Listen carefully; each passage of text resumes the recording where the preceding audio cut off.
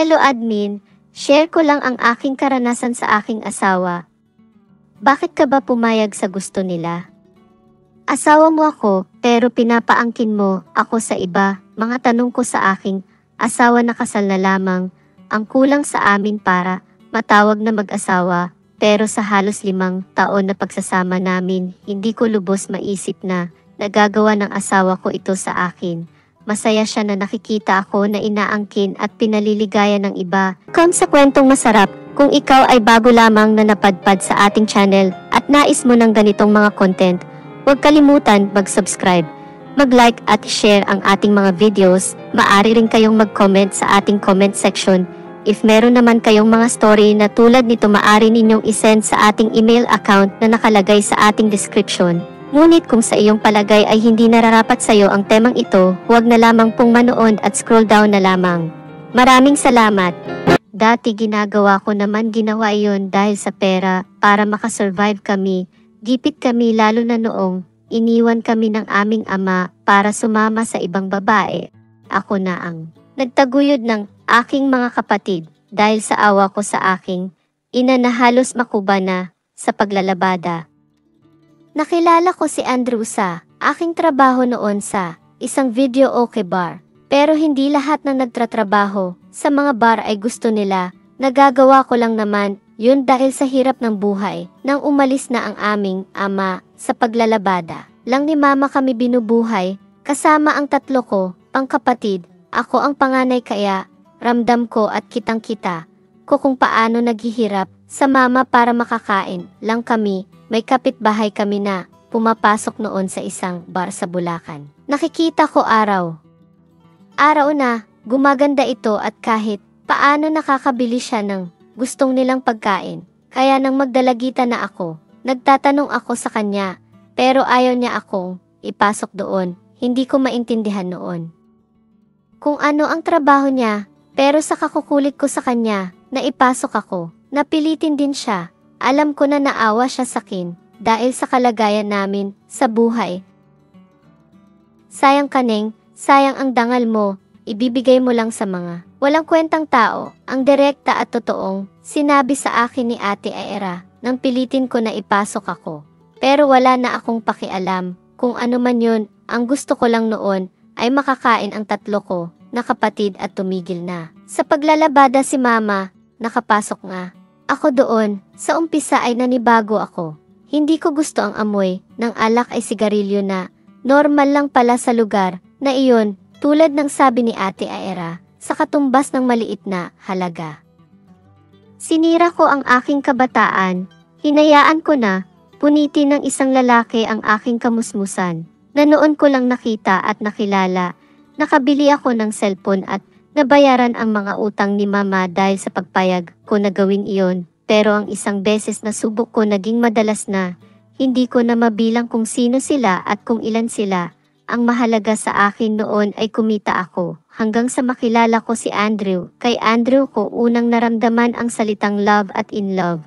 Itinuring niya akong babae at iginalang. Siyempre hindi ko nasasabihin kay Andrew kung ang mga pinagdaanan ko. Niyaya ako ni Andrew na magsama kami. Inalis niya ako doon sa bar. Swerte mo kay Andrew, huwag mo na pakawalan. Bihira ang ganyang lalaki. Umalis nga ako doon at pilit na nagbagong buhay. Maganda ang bahay na tinitirhan namin na binabayaran ni Andrew.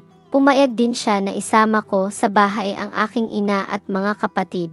Naging malapit si Andrew sa pamilya ko. Nalabis ko na pinagpasalamat. Sa edad ko na 22 years old, nagsama kami ni Andrew.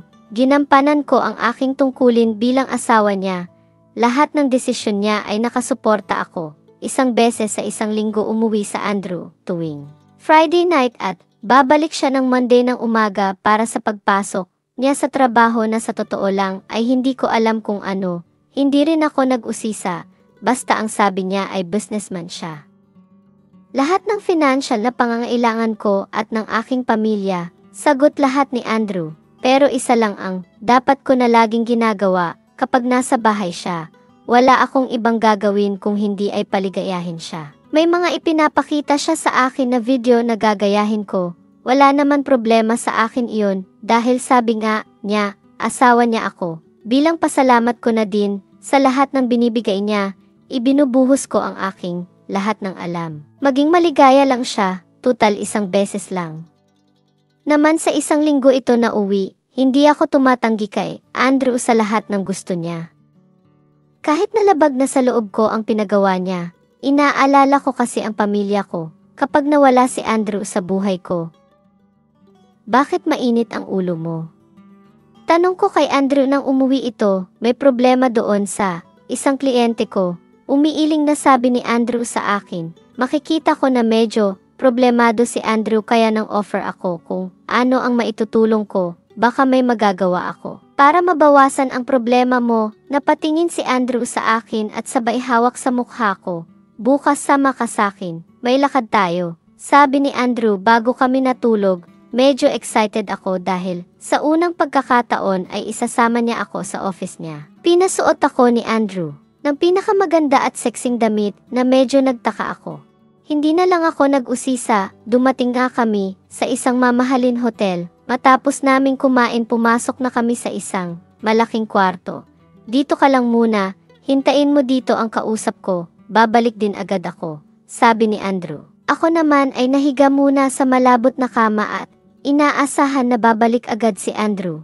Pero makalipas lang, ang halos kalahating oras, biglang may kumatok at agad ko na pinagbuksan. Inisip ko na ito ang business partner ni Andrew. 2 negro at 1 puting. Dayuhan, nagtanong ito kung nasaan si Andrew. Sinabi ko na lang, babalik na agad iyon. Pero hindi ko inaasahan ang nangyayari. Lumapit sa akin ang isang negro. You're very beautiful, I like you, sabi ng isang lalaki. Kinabahan ako bigla sa sinabi ng negro, pero wala na akong nagawa nang hawakan ako ng 3 banyaga. Bayad ka na, kaya huwag kang tumanggi, sabi ng isang lalaki na medyo islang magtagalog. Doon ko na naisip kung ano ang ginawa ni Andrew. Hindi ako makapaniwala na magagawa niya sa akin na ibenta ako. 6:00 kami ng gabi dumating ni Andrew sa hotel at halos buong magdamag doon. Nag-stay ang 3 banyaga. Wala na akong luhang mailabas nang bumalik sa Andrew. Mga 8:00 ng umaga iyon. Wala na rin ang 3 lalaki. Iniwan akong lupaypay at nanakit ang katawan. Akala ko ba mahal mo ako? Bakit mo nagawa sa akin ito? Mga salitang sigaw ko kay Andrew ng pagbalik nito. Sorry, pero ginawa ko lang ang alam ko na pareho tayo, hindi mapahamak. Sabay bigay sa akin ng isang bugkos na halaga. Hindi na ako muling nagsalita. Tinanggap ko na lang ang pera. Kahit na hindi ko maintindihan ang sinabi ni Andrew, naisip ko na lang ang aking mga kapatid na nag-aaral at aking ina na maaring bumalik sa paglalabada kapag hindi ako sumang-ayon sa gusto ni Andrew. Bumalik kami ng bahay ni Andrew. Na parang walang nangyari, bumili kami ng pasalubong sa mga kapatid at ina ko, na labis naman natuwa pagdating namin. Muli ginampanan ko ang pagiging asawa ni Andrew pag uwi namin, tulad ng dati ko na ginagawa sa kanya na parang hindi man lang. Nandiri sa akin si Andrew, mas lalo pa itong naging masigla at ipinakwento pa sa akin kung ano ang ginagawa ng 3 banyaga. Iba ang trip nito. May sakit sa pag-iisip ito, sabi ko sa aking sarili, pero kapag naalala ko ang buhay namin noon, nag-aalala ako, ayokong bumalik kami sa paghihirap at maglabada muli si Mama. Kapag kasama ko si Andrew mabubuhay kami ng marangya, pero hanggang kailan ako magtitis. Kinagabihan, nagsabi na naman kasi siya. Sa akin na aalis muli kami at isasama muli. Ako doon sa office niya, matulog raw ako ng maaga, para mailakas ako na ibubuga. Matapos na mangyari ang hindi ko inaasahan nang isama ako ni Andrew, nalaman ko na nag-back out pala ang babaeng kausap niya para sa 3 banyaga. Nalaman daw kasi ng babae na malalaking tao at negro pa ang magiging customer niya. Nag-alala daw na baka hindi kayanin, kaya umayaw ang kausap ni Andrew. Pero ako naman ang ginawang pamato ni Andrew. Ako ang ipinalit na niya sa babaeng kausap niya. Doon ko rin nalaman ang totoong business ni Andrew, kung bakit marami siyang pera. Madalas din ito sa kasino at doon niya nakukuha ang kanyang mga parokyano na taga-ibang bansa. Nag-alala ako nang sabihin muli ni Andrew na isasama muli. Ako, sa totoo lang ay ayaw ko na. Pakiramdam ko isinasadlak ako ni Andrew sa putikan. Pero kapag naiisip ko ang kapatid ko na nag-aaral at graduating na ang isa at si mama ay ayaw ko na bumalik sa paglalabada, isa pa, nagdadalawang isip ako na tumanggi. Baka kasi palayasin kami ni Andrew sa bahay na tinitirhan namin. Aalis tayo bukas. Matulog ka ng maaga para mailakas ka. Ang sabi ni Andrew sa akin, may malaking event tayo, nasasalihan, galingan mo ng performance bukas. Sabi ni Andrew sa akin bago kami natulog, alam ko naman na ang mangyayari kaya hinanda ko na ang sarili ko. Alam ko na galing ako sa putikan, kaya marahil, yun pa rin ang tingin ni Andrew sa akin. Bahala na at sabi ko sa aking isip at muli na naman sumariwa ang mga alaala ko. Noon sa bar, kailangan ko na kumita. Iyon na lang ang inilagay ko sa aking isipan. Kailangan ko ng pera para makalaya ako kay Andrew. Inaasahan ko na ang mangyayari at naghanda talaga ako. Pero nagtaka ako dahil isang tao lang ang dumating. Ang kumpare ng asawa ko, dati na niya naikwento sa akin yung kumpare niya. Pero hindi ko pa nakita. Hindi ko akalain na may malaking utang pala si Andrew sa kanya na doon ko lang nalaman. Sorry, pero ikaw ang gusto niyang magbayad. Baon na ako sa utang ngayon at hindi ko na alam kung saan ako kukuha pa ng pera sa mga susunod na buwan, sabi ni Andrew sa akin. Bago kami iniwan sa loob ng kwarto ng hotel, tumulo na lang ang luha ko. Ganun pala kababa ang tingin ni Andrew sa akin. Ipinikit ko na lang ang aking mata, tinanggal ko na lahat ng aking saklot, bago ko ihiga sa kama ang aking katawan, hinintay ko na lang ang gagawin ng kumpare ni Andrew, tinakpan ko ng unan ang aking mukha nang maramdaman ko na, lumapit sa akin ang matandang kumpare ng asawa ko. Ramdam ko ang pagdampi ng kanyang mga daliri sa aking maputing hita, pero isang boses ang narinig ko, hindi mo na kailangan gawin yan.